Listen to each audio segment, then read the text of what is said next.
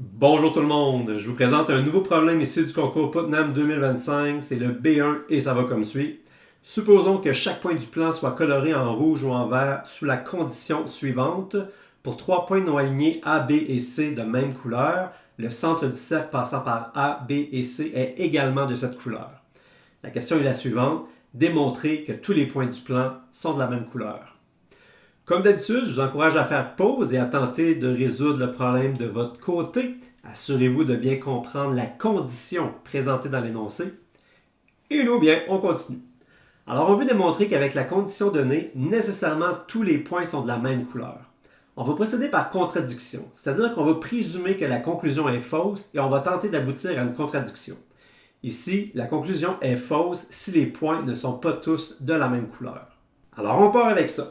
Si les points ne sont pas tous de la même couleur, ça signifie qu'on peut choisir un point rouge qu'on va nommer A et un point vert nommé B.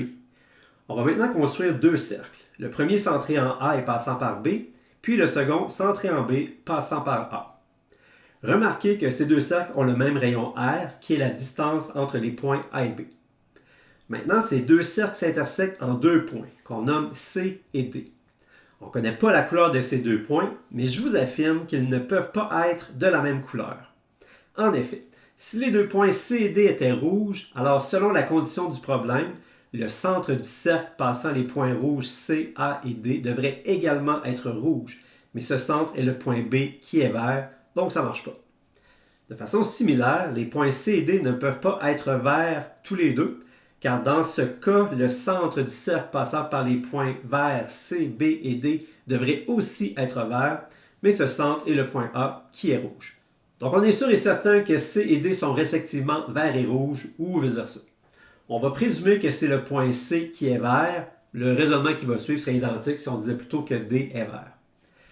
Là ici, il y a une remarque importante à effectuer.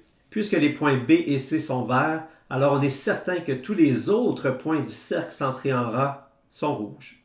Ça vient de la condition du problème. Hein? Si on avait un autre point vert sur ce cercle, ça en ferait 3 avec B et C qui sont verts, et le centre devrait être vert aussi. Or, le centre, c'est le point A qui est rouge.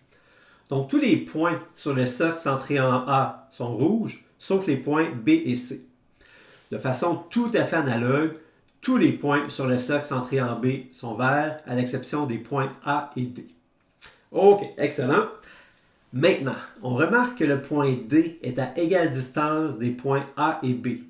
En effet, la distance entre les points D et A est le rayon du cercle rouge, qui est R, puis la distance entre les points D et B est le rayon du cercle vert, qui est également R.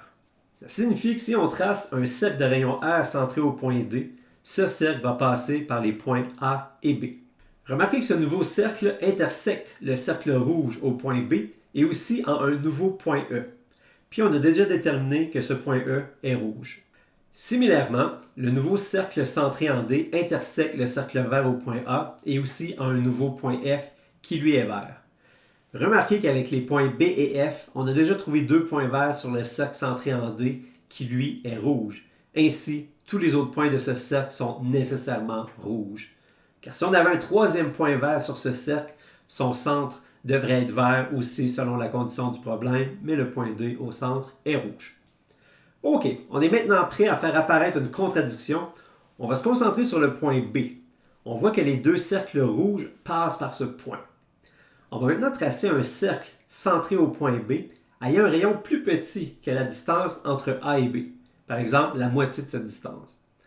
On voit que ce nouveau cercle centré au point B intersecte les deux cercles rouges en 4 points.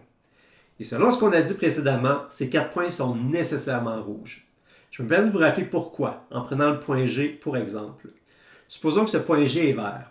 Puisque les points C, G et B sont verts et qu'ils ont pour centre le point A, alors selon la condition du problème, le point A devrait être vert, mais il est rouge. Donc voilà, on aurait une contradiction. Si on disait que le point G est vert, donc le G ne peut pas être vert. Donc le point G est rouge. Et en raisonnant de façon analogue pour les 3 autres points, on en conclut qu'ils sont tous rouges. Et ça nous conduit à une contradiction. En effet, puisque ces 4 points sont rouges, alors selon la condition du problème, le centre du cercle, les contenants devraient également être rouges, mais ce centre-là, il est vert. Contradiction. Et c'est quoi qui a causé cette contradiction? Eh bien, ultimement, c'est notre hypothèse de départ qui affirmait que les points du plan ne sont pas tous de la même couleur. On doit donc rejeter cette hypothèse et conclure que tous les points sont de la même couleur. Donc voilà pour la solution complète du problème B1 Putnam 2025. Hey, si vous avez envie que je présente la solution de d'autres problèmes Putnam, n'hésitez pas à me le demander en commentaire. Bon dans les fêtes tout le monde.